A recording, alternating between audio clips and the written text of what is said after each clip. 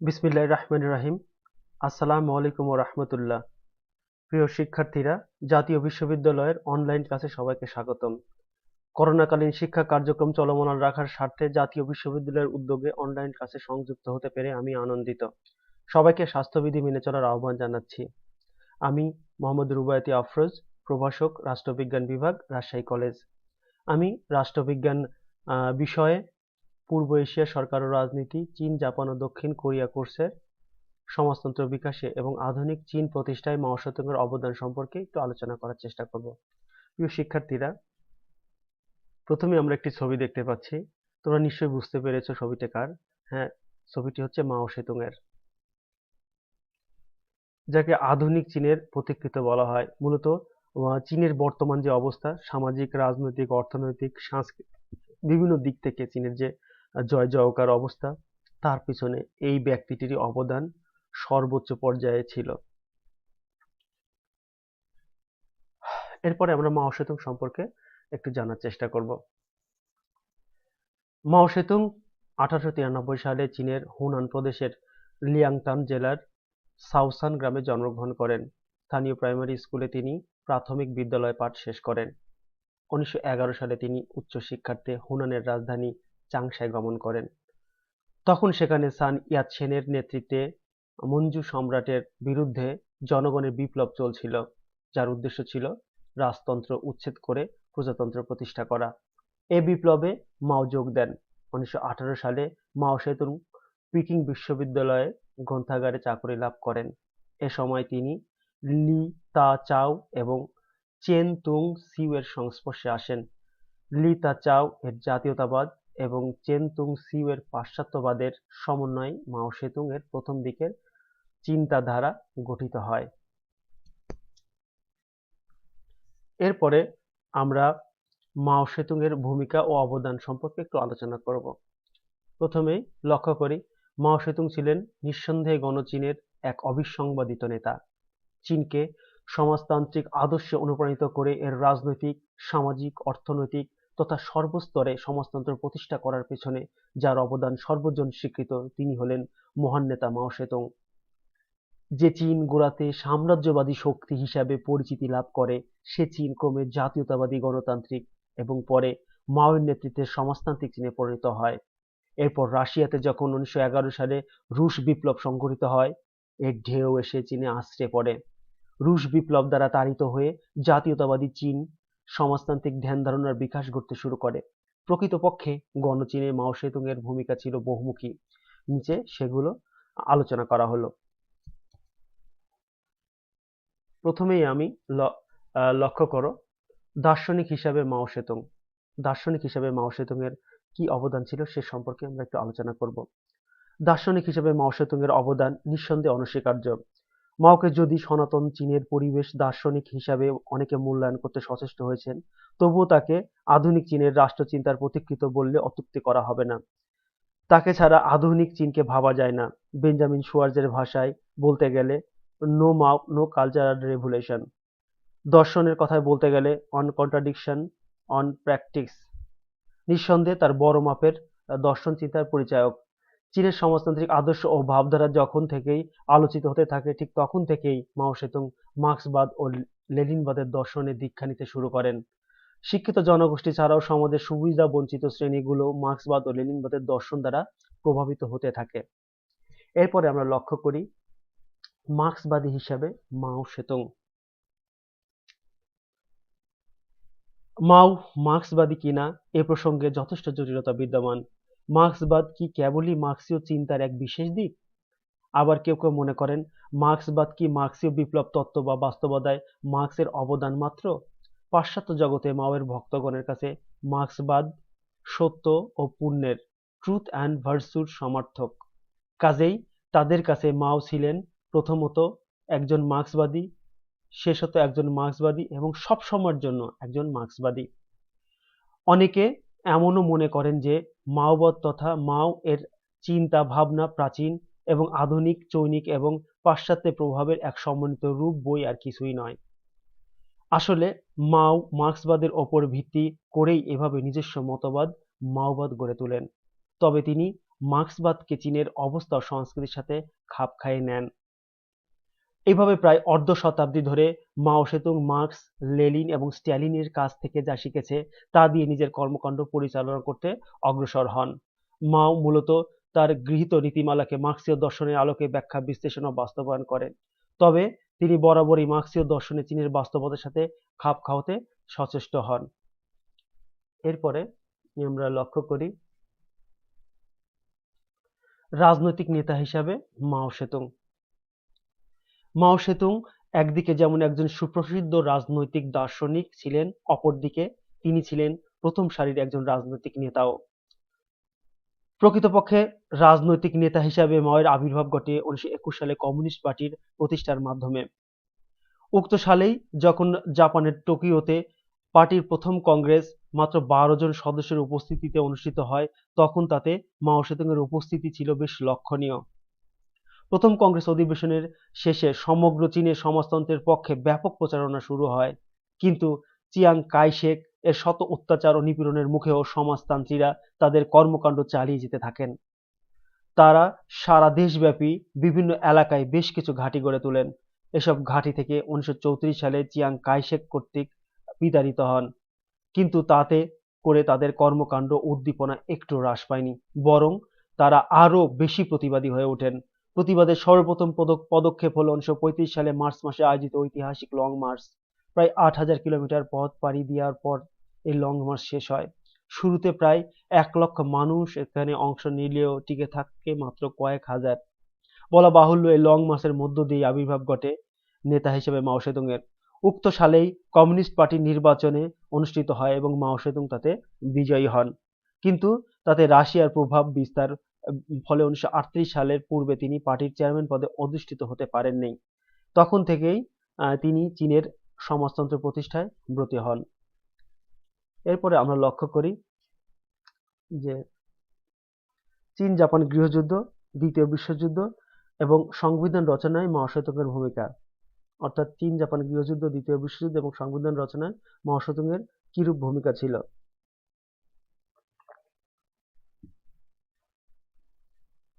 1937 সালে চীনের জাতীয়তাবাদী সরকারের ব্যর্থতার সুযোগে জাপানে চীনের উত্তরাঞ্চল আক্রমণ চালায় এবং এর উত্তরাঞ্চল দখল করে নেয়। ফলশ্রুতিতে দু দেশের মধ্যে শুরু হয় গৃহযুদ্ধ। মাও সেতুং গৃহযুদ্ধের এ সময়ে চীনে সমাজতন্ত্রকে জনপ্রিয় করে তোলার জন্য অপূর্ব সুযোগ বলে মনে করেন এবং উক্ত সুযোগকে পূর্ণমাত্রায় কাজে লাগান। অতঃপর 1939 সালে দ্বিতীয় বিশ্বযুদ্ধ শুরু হয় এবং 1945 সাল পর্যন্ত তা চলে।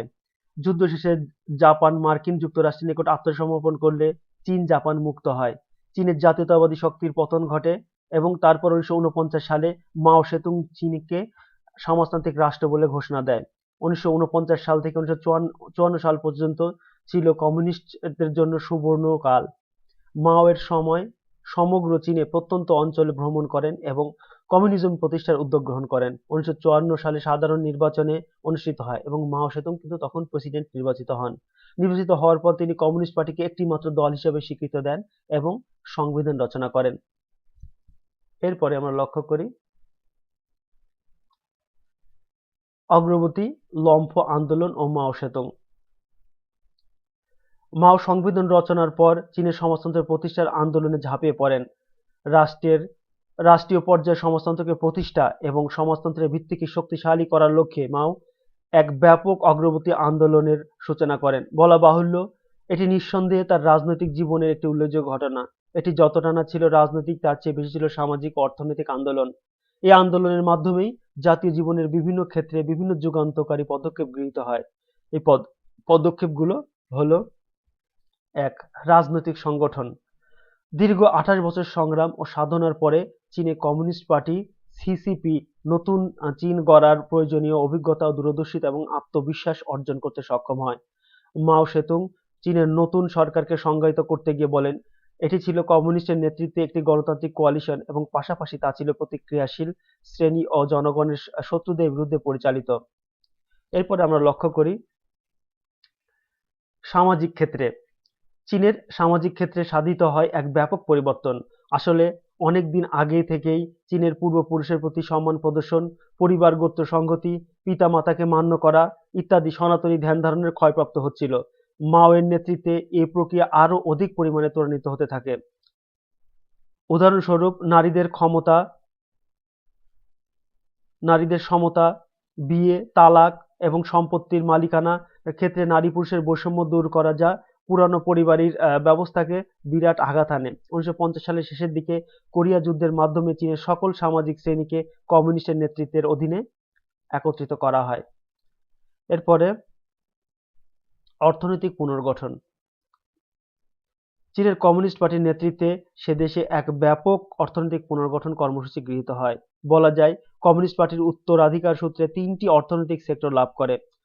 প্রথমটি হচ্ছে গ্রামীণ এলাকায় জনসাধারণের নিমিত্তে অর্থনীতি, দ্বিতীয়টি চুক্তিবদ্ধ বন্দরগুলো বৈদেশিক বাণিজ্য ও শিল্পভিত্তিক অর্থনীতি এবং তৃতীয়টি জাপান কর্তৃক গড়ে তোলা চীনের উত্তর পশ্চিমাঞ্চলে ভারী শিল্প। মাও সেতুং এর নেতৃত্বে অর্থনীতি এই তিনটি সেক্টরের সমন্বিত রূপ লাভ করে। এরপরে কৃষি বনাম শিল্প। চীনের কৃষি উন্নয়নের পাশাপাশি শিল্পায়নের উপর গুরুত্ব আরোপ করা হয়। কৃষির ক্ষেত্রে ভূমির পুনর্বণ্টনের পাশাপাশি সমবায় ব্যবস্থার সূচনা করা হয়। এছাড়া উৎপাদন বৃদ্ধিকল্পে সেচ ব্যবস্থার উন্নয়ন, ভূমি সংস্কার প্রভৃতি পদক্ষেপ গৃহীত হয়। শিল্প ক্ষেত্রেও ক্ষুদ্র শিল্পের পাশাপাশি বৃহৎ শিল্পের উপর জোর দেওয়া হয়। এরপর আমরা লক্ষ্য করি সোভিয়েত সাহায্য। মাও 1949 সালে তার নীতিমালায় ঘোষণা করেন যে পুঁজিবাদী সাম্রাজ্যবাদের বিরুদ্ধাচরণ করেন এবং লার্নিং টু ওয়ান সাইড নীতি গ্রহণে সচেষ্ট হন। এ লক্ষ্যে তিনি মস্কোতে 9 সপ্তাহ ধরে কঠোর দর কষাকষির মাধ্যমে 1950 সালের ফেব্রুয়ারি মাসে 30 বছর মেয়াদী চীন সোভিয়েত জোট চুক্তিতে আবদ্ধ হন। চুক্তির ফলে 1950 সালে সোভিয়েত জয়েন্ট স্টক কোম্পানিতে গড়ে তোলেন। উদ্দেশ্য ছিল চীনের সিনকিয়াং অঞ্চলে খনি উত্তোলন করা। এটি পূর্ব ইউরোপ অনুসরণে করা হয়েছিল, কিন্তু 1953 সালে জোসেফ স্ট্যালিনের মৃত্যুর পর উক্ত প্রকল্পটি বন্ধ হয়ে যায়। শিল্পক্ষেত্রে সোভিয়েত মডেল এবং বিশেষজ্ঞদের জ্ঞান প্রথম দিকে চীনের জন্য বয়ে আনে যথেষ্ট অনুপ্রেরণা। হাজার হাজার চীনা প্রশিক্ষণার্থী সোভিয়েত ইউনিয়ন গমন করেন। সোভিয়েত প্রকৌশলী ও যন্ত্রবিদরাও অনেকে চীনের বিভিন্ন প্রজেক্ট নিয়ে আসেন। সোভিয়েত সরকার চীনকে সাহায্য প্রদান করেন। প্রযুক্তি, সামরিক সরঞ্জাম ও ভারী যন্ত্রশিল্প দিয়ে সোভিয়েত সরকার তাদের সাহায্যের হাত কিন্তু প্রসারিত করে দিয়েছিলেন। এরপরে আমরা লক্ষ্য করি মাও সেতুংয়ের সমাজতন্ত্রের সংগ্রাম। চীনের বিপ্লব কৃষককুল এবং জনগণকে রাজনীতির সাথে সম্পৃক্ত করতে সচেষ্ট হয়। সমাজের উচ্চ নিম্ন শ্রেণীর ব্যবধান হ্রাস করা, সকল শ্রেণীর সম অধিকার প্রতিষ্ঠা করা, শ্রমিক শ্রেণীর সর্বহারার নেতৃত্বের অধীনে আনয়ন করা সমাজতান্ত্রিক সংগ্রামের অন্যান্য লক্ষ্যগুলোর মধ্যে উল্লেখযোগ্য লক্ষ্য। মাও বিশ্বাস করতেন যে সমাজতন্ত্রের সংগ্রামকে পুরোপুরি সার্থক করে তোলার জন্য চীনের গ্রামগুলোকে উন্নয়ন সাধন করা একান্ত প্রয়োজন। এ লক্ষ্যে তিনি গ্রামগুলোকে বৈপ্লবিক পরিবর্তনে আনয়নে ব্রতী হন। চীনের জনগণকে নতুন বৈপ্লবিক চেতনায় উদ্বুদ্ধ করে সমাজকে পুনর্গঠন করতে অগ্রসর হন মাও। চীনে বিভিন্ন শ্রেণীর জনগণের স্বার্থ, আচার আচরণ ও ধ্যান ধারণার ক্ষেত্রে সমাজতন্ত্রের সংগ্রাম পরিচালিত হয়। মাও আরও বিশ্বাস করতেন যে সমাজের দ্বান্দ্বিকতা ও বৈপরীত্য বিদ্যমান। সমাজতন্ত্র এবং সাম্রাজ্যবাদ এই দুইয়ের মধ্যে সর্বদাই দ্বন্দ্ব বিদ্যমান। ঠিক তেমনি সমাজে কৃষি এবং শিল্পের মধ্যেও রয়েছে দ্বন্দ্ববিরোধ। বুর্জোয়া ও প্রোলেতারিয়েত এ দুইয়ের মধ্যে এবং সমাজের সকল পর্যায়ে দ্বন্দ্ব পরিলক্ষিত হয়। আর মাও বলেন এ দ্বন্দ্বের মধ্য দিয়েই শেষ পর্যন্ত সমাজ দিয়ে প্রতিষ্ঠিত হয় ঐক্যের। তিনি আরো বলেন আজ পর্যন্ত দেখা গেছে যে একটি সংগ্রাম অপর একটি সংগ্রামের সৃষ্টি করেছে, যেন প্রক্রিয়ার কোনো শেষ নেই। মাও একে লাগাতার বিপ্লব এবং জীবন পদ্ধতি ওয়ে অফ লাইফ বলে অভিহিত করেছেন। বুদ্ধিজীবী এবং ক্যাডার শ্রেণী। সমাজতন্ত্রকে সঠিকভাবে গড়ে তোলার জন্য সমাজের প্রতিটি স্তরকে মানুষকে একত্রিত করে এক সমন্বিত প্রচেষ্টা গ্রহণ করা একান্ত প্রয়োজন। মাও এ সত্যকে অত্যন্ত কঠোরভাবে ধারণ করেন। চীনে বিদ্যমান প্রায় লক্ষাধিক টেকনিক্যাল, পেশাজীবী, শিক্ষক এবং বুদ্ধিজীবী যারা মূলত পাশ্চাত্য ভাবধারা উদ্বুদ্ধ ছিলেন, তাদেরকেও সমাজতন্ত্রের ভিতকে সুদৃঢ় গড়ে তোলার আহ্বান জানান। কমিউনিস্ট পার্টির প্রধানগণ আশাবাদ ব্যক্ত করেন যে তারা অন্তত এ শিক্ষিত বুদ্ধিজীবী শ্রেণীর চিন্তা চেতনার ক্ষেত্রে রূপান্তর ঘটাতে সক্ষম হয়েছেন। এর পাশাপাশি তারা এটি উপলব্ধি করেন যে দেশের শিক্ষিত বুদ্ধিজীবী শ্রেণীকে যেন অনেকটা শ্বাসরুদ্ধ অবস্থায় নিপাতিত করেছেন। আর এ কারণে 1956 সাল থেকে 1957 সাল সারা দেশে বুদ্ধিজীবী এবং পার্টি ক্যাডারদের ওপর প্রভাব বিস্তার করতে সচেষ্ট হন। তখন পার্টির পক্ষ থেকে স্লোগান তুলে ধরা হয়, শত ফুল একত্রে ফুটতে দাও, শত ধ্যান ধারণাকে পরস্পর বিবাদ করতে দাও। এরপরে জনগণতান্ত্রিক একনায়কত্ব এবং মাও সেতুং। মূলত জনগণতান্ত্রিক একনায়কত্বের ধারণা বিশ্লেষণ করতে গিয়ে মাও সেতুং রাষ্ট্র সম্পর্কে মার্ক্সীয় ধ্যান ধারণার ব্যাখ্যা এবং বিশ্লেষণ করতে অগ্রসর হন। মার্ক্সের মতে রাষ্ট্র শ্রেণী শোষণের হাতিয়ার। রাষ্ট্রযন্ত্রের মাধ্যমেই এক শ্রেণী কর্তৃক অপর শ্রেণী শোষিত হয়। শাসক শ্রেণী, সামরিক বাহিনী, পুলিশ বাহিনী, আমলাতন্ত্র প্রভৃতি রাষ্ট্রযন্ত্রের মাধ্যমে শাসিত শ্রেণীর ওপর তাদের দমন নীতি ও শোষণ নির্যাতন চালিয়ে থাকে। মার্ক্স বলেন, সমাজতান্ত্রিক সমাজ ব্যবস্থায় রাষ্ট্রের বিরাজ করে সামন্ত প্রভু এবং জমিদার শ্রেণীর একনায়কত্ব। পুঁজিবাদী সমাজতান্ত্রিক রাষ্ট্রে থাকে পুঁজিবাদী শ্রেণীর একনায়কত্ব, আর সমাজতান্ত্রিক সমাজ ব্যবস্থায় রাষ্ট্রের বিদ্যমান থাকে বিত্তহীন তথা শ্রমিক শ্রেণীর একনায়কত্ব। মা বলেন, নতুন জনগণতান্ত্রিক সমাজ ব্যবস্থায় রাষ্ট্রের স্বরূপ কেমন হবে সে সম্পর্কে মার্ক্সবাদে উল্লেখ নেই বললেই চলে।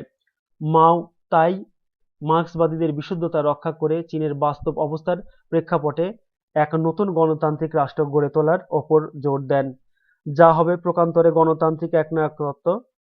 জনগণতান্ত্রিক একনায়কত্ব বলতে মাও শ্রমিক, কৃষক ও ক্ষুদ্র ব্যবসায়ী এবং জাতীয় বুর্জোয়া শ্রেণীর একনায়কত্বকে বুঝিয়েছেন। এ রাষ্ট্রে জনগণের মতামত প্রকাশের, সভা সমিতি করার এবং নির্বাচিত হওয়ার অধিকার থাকবে, আর জনগণের শত্রুদের তথা প্রতিক্রিয়াশীলদের ওপর জনগণের একনায়কত্ব প্রতিষ্ঠিত হবে। কমিউনিস্ট পার্টির নেতৃত্বে শ্রমিক কৃষক শ্রেণীর মৈত্রীর ভিত্তিতে জনগণতান্ত্রিক একনায়কত্ব প্রতিষ্ঠিত হবে এবং দেশ সমাজতন্ত্র ও সাম্যবাদের দিকে এগিয়ে যাবে। আর আন্তর্জাতিক ক্ষেত্রে চীনের সাথে সমমর্যাদার ভিত্তিতে বন্ধুত্ব স্থাপনে আগ্রহী জাতিগুলোর সমন্বয়ে এক আন্তর্জাতিক যুক্তফ্রন্ট গঠন করতে হবে। এরপরে ক্ষমতা তত্ত্ব এবং মাও সেতুং।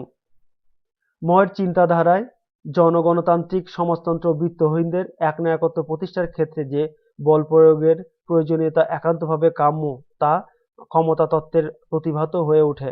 চীনের কমিউনিস্ট পার্টির জন্মলগ্ন থেকে রক্তক্ষয়ী সংগ্রামের মধ্য দিয়ে অগ্রসর হতে হয়, ফলে পার্টির প্রত্যক্ষ বা পরোক্ষভাবে সামরিক বাহিনীর সাথে সংযুক্ত থাকতে হয়। এ সংগ্রামের অভিজ্ঞতা থেকেই মাও তার ক্ষমতা তত্ত্ব গড়ে তোলেন।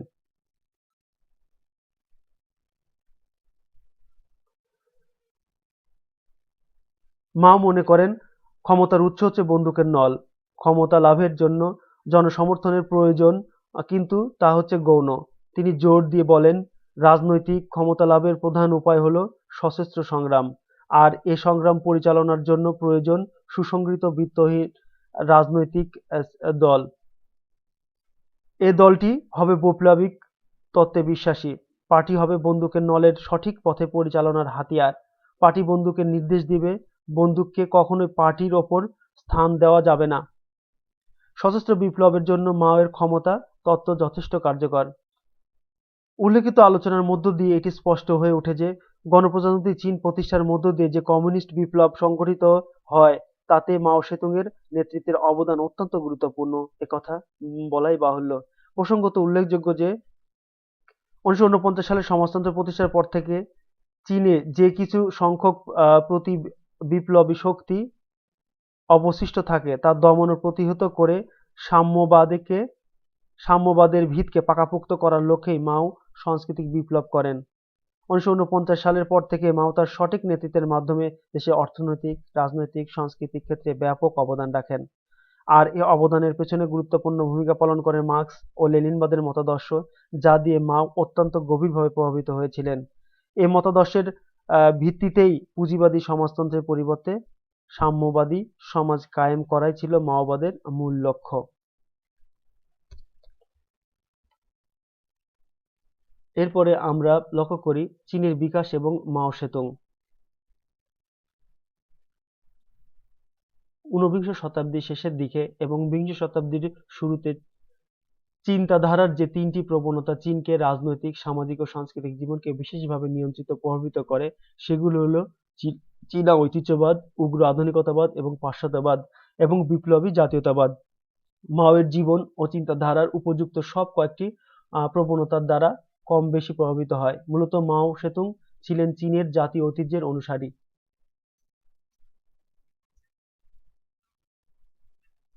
1919 সালের 4 মে এর আন্দোলনের গোড়ার দিকের লি তাচাও এবং চীনে ঐতিহ্যবাদ ও পাশ্চাত্যের আধুনিকতাবাদের প্রভাব পরিলক্ষিত হয়।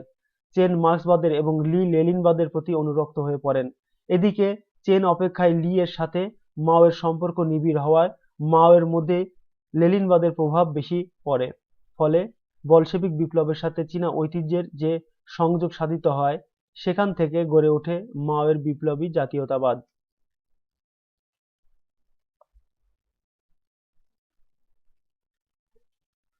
চাইনিজ কমিউনিস্ট পার্টি ও মাও সেতুং।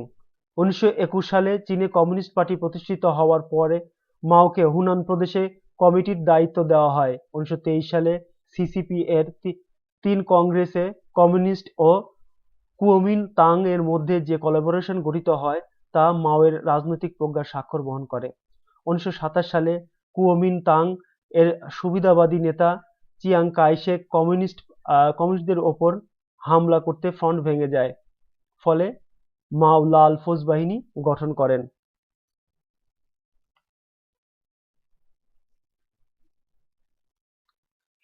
1934 সালে মাওর নেতৃত্বে এ বাহিনী ঐতিহাসিক লং মার্চ পরিচালিত হয়। 1935 সালে মাও কমিউনিস্ট পার্টির প্রেসিডেন্ট মনোনীত হয়। 1937 সালে চীনে সর্বত্র জাপান বিরোধী মনোভাব তীব্রতা পায়। দ্বিতীয় বিশ্বযুদ্ধের পর জাপানি সাম্রাজ্যবাদের পতন হয় এবং চীনে নতুন করে গৃহযুদ্ধ দেখা দেয়। গৃহযুদ্ধের কুওমিনতাং বাহিনী পরাজিত হয় এবং চীনের জনগণ গণতান্ত্রিক একনায়কত্ব প্রতিষ্ঠিত হয়।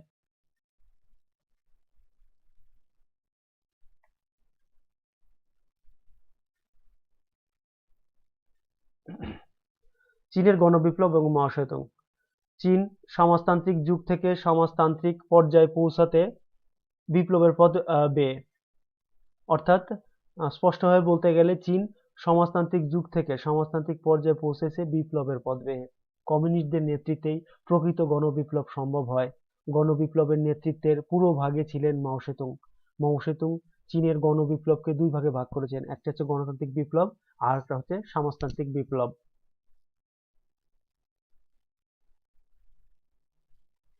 আধুনিক সমাজতান্ত্রিক চীন ও মাও Zedong.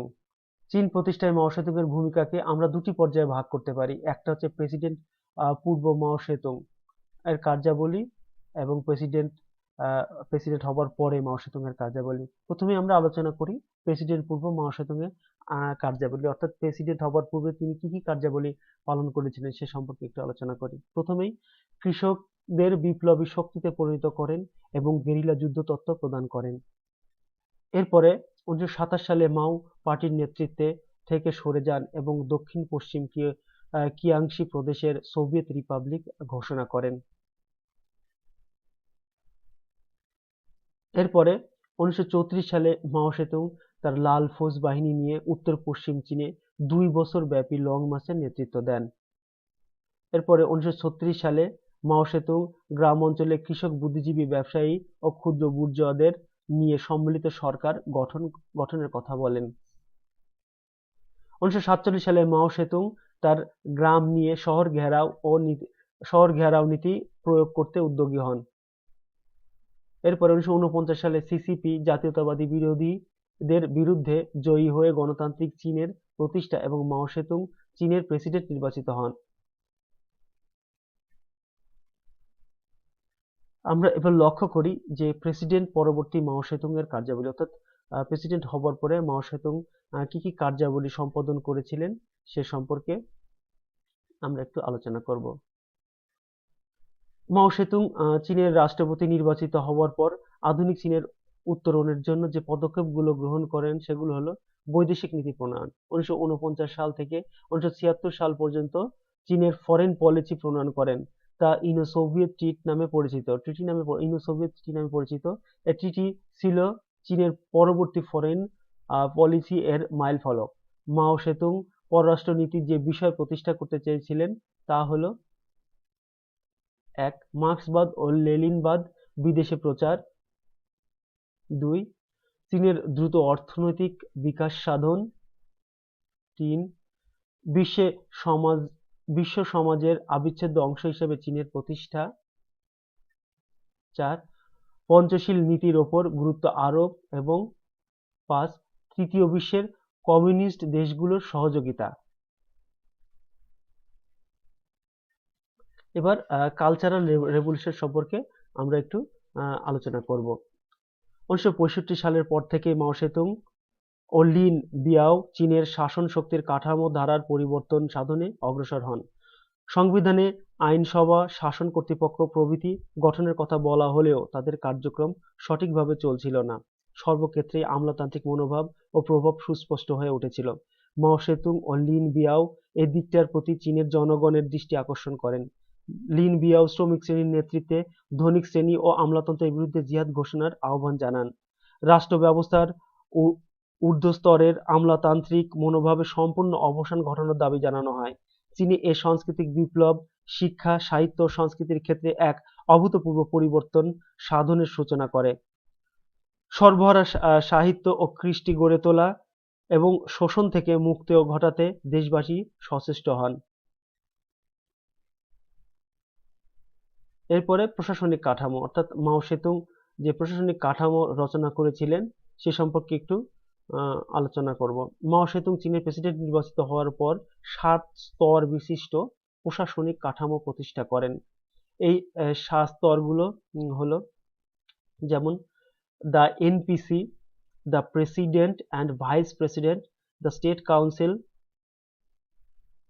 Central military commission, local people congress, self government of national autonomy area, people's procuratorate. এরপরে আমরা দেখব হচ্ছে আধুনিক চীন প্রতিষ্ঠায় মাও সেতুং এর অবদান, অর্থাৎ আধুনিক চীন প্রতিষ্ঠায় মাও সেতুং যে অবদানগুলো রেখেছেন সে সম্পর্কে আমরা একটু আলোচনা করব। প্রথমেই আমরা লক্ষ্য করি যে আসলে চীনে আধুনিক চীন, বর্তমান যে চীন আমরা লক্ষ্য করছি এটা কিন্তু মাও সেতুং এর অবদান। মাও সেতুং প্রত্যেকটি জনগণের বিভিন্ন মত, বিভিন্ন ধর্ম, বর্ণ, চীনে অনেক সম্প্রদায়ের লোকজন বাস করে, বিভিন্ন ভাষাভাষীর লোকজন বাস করে। এই সকল মানুষকে গণচীন, এত বিপুল আয়তনের একটা দেশ, বিপুল জনসংখ্যার একটা দেশ, যেটা বিশ্বের মধ্যে 1 নম্বর যে দেশের জনসংখ্যা বেশি, সেই দেশের মানুষগুলোকে এক করতে পেরেছিল কিন্তু এই মাও সেতুং। এটা কিন্তু কম বড় কথা নয়। এবং সেখানে তিনি সমাজতন্ত্র প্রতিষ্ঠা করতে সক্ষম হয়েছেন কিছু নীতি ও আদর্শের দ্বারা। আমরা লক্ষ্য করি আধুনিক চীন প্রতিষ্ঠায় মাও সেতুং কি কি অবদান রেখেছেন সে সম্পর্কে একটু আলোচনা করার চেষ্টা করব।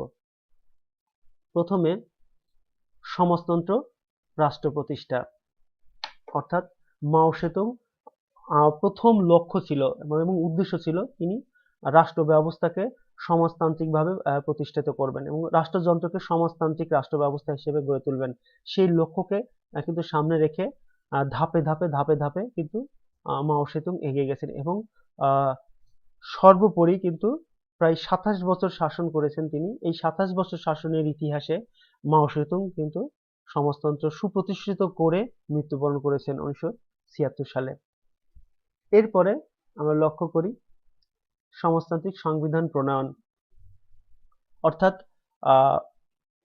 প্রথমেই যখন ক্ষমতায় অধিষ্ঠিত হন মাও সেতুং তখনই তিনি সমাজতান্ত্রিক সংবিধান প্রণয়নের উদ্যোগী হন এবং 1954 সালে একটা খসড়া সংবিধানের জন্য কমিটি গঠন করেন এবং সেটা গণকংগ্রেসে বিভিন্ন মানুষের আলাপ আলোচনার জন্য, বিভিন্ন মানুষের মতামতের জন্য এগুলো কিন্তু প্রেরণ করা হয় এবং সমগ্র জনগণের মতামত নিয়ে একটি সমাজতান্ত্রিক সংবিধান প্রণয়ন করে 1954 সালে 20 সেপ্টেম্বর গণকংগ্রেস কর্তৃক অনুমোদিত হয়।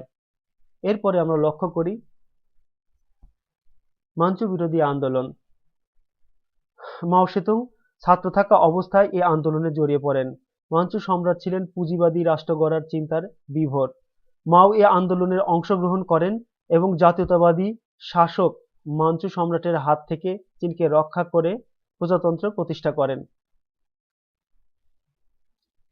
এরপরে মাঞ্চু বিরোধী আন্দোলন কিন্তু মাও সেতুং এর প্রথম আন্দোলন ছিল। এরপরে আমরা লক্ষ্য করি লং মার্চের নেতৃত্ব দান, অর্থাৎ মাও সেতুং লং মার্চের নেতৃত্ব দান করেন। মাও সেতুং সমাজতন্ত্র প্রতিষ্ঠার লক্ষ্যে 1934 সালে 1 লক্ষ কমিউনিস্ট সদস্য নিয়ে লং মার্চ করেন এবং প্রায় 8,000 মাইল পথ অতিক্রম করেন। এই লং মার্চ সফল করেন। এ সময় তিনি 1 বছর যাবৎ কমিউনিস্ট সদস্যদের নেতৃত্ব দেন। এরপরে আমরা লক্ষ্য করি শুদ্ধিকরণ অভিযান, অর্থাৎ 1949 সালে চীনে প্রজাতান্ত্রিক বিপ্লবের পরে শাসক শ্রেণীর মধ্যে যে সাম্রাজ্যবাদী মনোভাব লক্ষ্য করেন, এতে তিনি ব্যথিত হন, সাম্রাজ্যবাদীদের বিরুদ্ধে কঠোর আচরণ করেন। এরপর আমরা লক্ষ্য করি যুক্তফ্রন্ট গঠন, অর্থাৎ মাও সেতুং সমাজতন্ত্র প্রতিষ্ঠার জন্য আপ্রাণ চেষ্টা করেন। 1921 সালে চীনা কমিউনিস্ট পার্টির সদস্যপদ লাভ করেন। তিনি মার্ক্সীয় চিন্তায় বিশ্বাসী ছিলেন। তিনি সর্বহারা শ্রেণীর রাজনৈতিক সংগঠন হিসাবে কমিউনিস্ট পার্টিকে পুনর্গঠন করেন এবং 1935 সালে এই পার্টির সর্বোচ্চ নেতা হন। 1940 সালে তিনি কুওমিন্টাং দলের সাথে ঐক্য সাধন করেন। এরপরে আমরা লক্ষ্য করি জাপানের বিরুদ্ধে যুদ্ধে অংশগ্রহণ। মাও সেতুং জাপানের সাম্রাজ্যবাদী মনোভাবের কারণে এবং চীনকে রক্ষা করতে যুদ্ধে অংশগ্রহণ করেন। জাপানের বিরুদ্ধে তিনি নেতৃত্ব দেন এবং জাপানের বিরুদ্ধে যুদ্ধে কিন্তু জয়ী হয়। এরপরে আমরা লক্ষ্য করি প্রেসিডেন্ট নির্বাচিত হন। সাম্রাজ্যবাদের বিরুদ্ধে অবস্থান নেওয়ায় জনগণের ভোটে 1940 সালে তিনি চীনের প্রেসিডেন্ট নির্বাচিত হন এবং ক্ষমতায় থেকে দীর্ঘ 27 বছর চীনকে সমাজতান্ত্রিক রাষ্ট্র হিসাবে গড়তে চেয়েছিলেন এবং চীনকে সুপ্রতিষ্ঠিত রাষ্ট্র হিসেবে প্রতিষ্ঠিত করে গেছেন। এরপরে আমরা লক্ষ্য করি দ্য গ্রেট লিপ ফরওয়ার্ড চালু।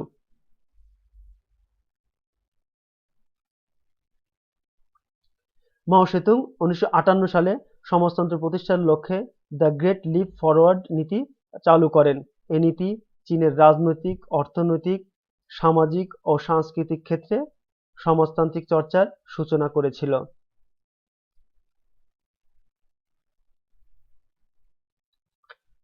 এরপরে সমাজতান্ত্রিক শিক্ষা চালু, অর্থাৎ মাও সেতুং 1958 সালে দ্য গ্রেট লিপ ফরওয়ার্ড চালু করে রাজনৈতিক, অর্থনৈতিক, সামাজিক ও সাংস্কৃতিক ক্ষেত্রে পরিবর্তন লক্ষ্য করেন এবং চীনের সমাজতান্ত্রিক শিক্ষা আন্দোলন শুরু করেন।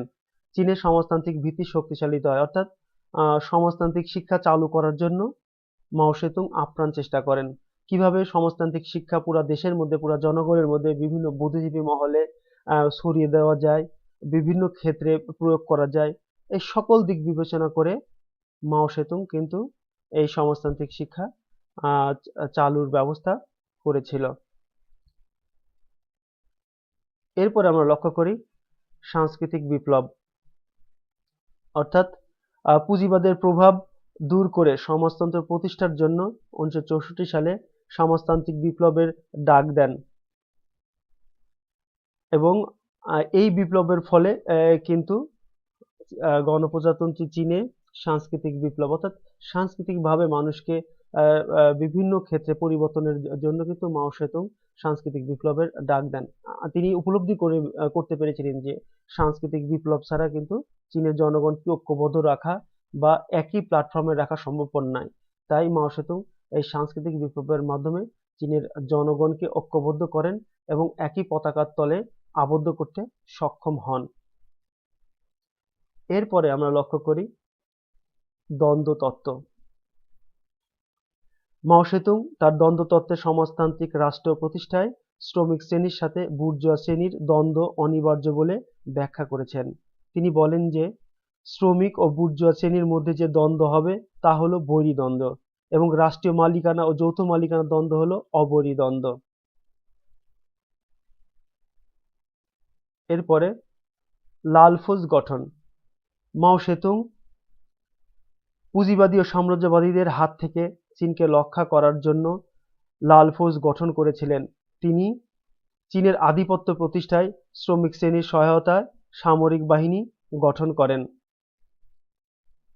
এরপরে আমরা লক্ষ্য করি যে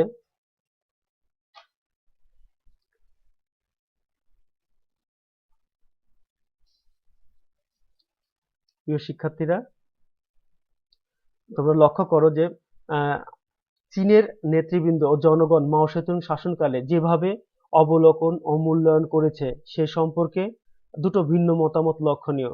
কেউ কেউ মনে করেন যে 1949 সালে মাওয়ের মৃত্যু পর্যন্ত সময়কাল ছিল মূলত বহুত্ববাদী, যখন সেখানে বিভিন্ন স্বাধীন আমলাতান্ত্রিক বিভক্তি ও দ্বন্দ্বপূর্ণ সামাজিক গোষ্ঠী যারা নিজেদের প্রভাব বিস্তারে সচেষ্ট ছিল। এদের মধ্যে সমঝোতা প্রতিষ্ঠার মাধ্যমে সমগ্র সমাজে ভারসাম্য প্রতিষ্ঠা করতে মাওয়ের ভূমিকা ছিল অনন্য। আবার কেউ কেউ মনে করেন যে চীনের বিবদমান গোষ্ঠীসমূহের মধ্যকার দ্বন্দ্ব নিরসনে ব্রতী হয়েছিলেন বটে, তবে তিনি কখনো ক্ষমতায় অধিষ্ঠিত হতে পারেননি। 1950 এর দশকের মাঝামাঝি সময় পর্যন্ত ক্ষমতা ছিল অঞ্চল ভিত্তিক। তারপর থেকে জীবনের শেষ পর্যন্ত সময় বিভিন্নভাবে কোণঠাসা হয়েছেন। প্রথমত লিউ শাচি ক্ষমতা দখল করে নেন, তারপরে লিন পিয়াও এবং চেন পোটা সাংস্কৃতিক বিপ্লবের উপর খড়গহস্ত হয়ে ওঠেন। চেয়ারম্যান মাওয়ের পক্ষে তাদের নিয়ন্ত্রণ করা দুষ্কর হয়ে পড়ে। জীবনের সামনেও মাও তার সামাজিক ন্যায় বিচার ও অর্থনৈতিক উন্নয়নের কর্মসূচি কাজ করে এতটুকু পিছপা হননি। মূলত মাও সেতুং তার জীবনে তার এই অবস্থানে যে অবদান রেখেছেন সেটা কিন্তু অনস্বীকার্য। আজকে চীনের যে অবস্থা, আজকে চীন সাফল্যের যে সর্বোচ্চ শিখরে দাঁড়িয়ে আছে, এর পিছনে কিন্তু মাও সেতুং এর অবদান অনস্বীকার্য।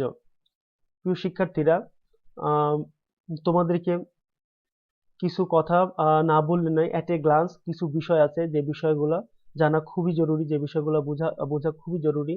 যে এই মাও সেতুং সম্পর্কে যদি কোনো প্রশ্ন আসে ঘুরিয়ে পেঁচিয়ে, তাহলে মাও সেতুং এর অবদান বা মাও সেতুং এর যে সুদীর্ঘ রাজনৈতিক জীবনে ব্যাখ্যা করো, এই প্রশ্নগুলো যদি আসে, তোমরা মূলত এই আজকের যে পাঠ দিলাম আমি, এর মধ্যেই কিন্তু এর সমস্ত উত্তরগুলো লিপিবদ্ধ আছে।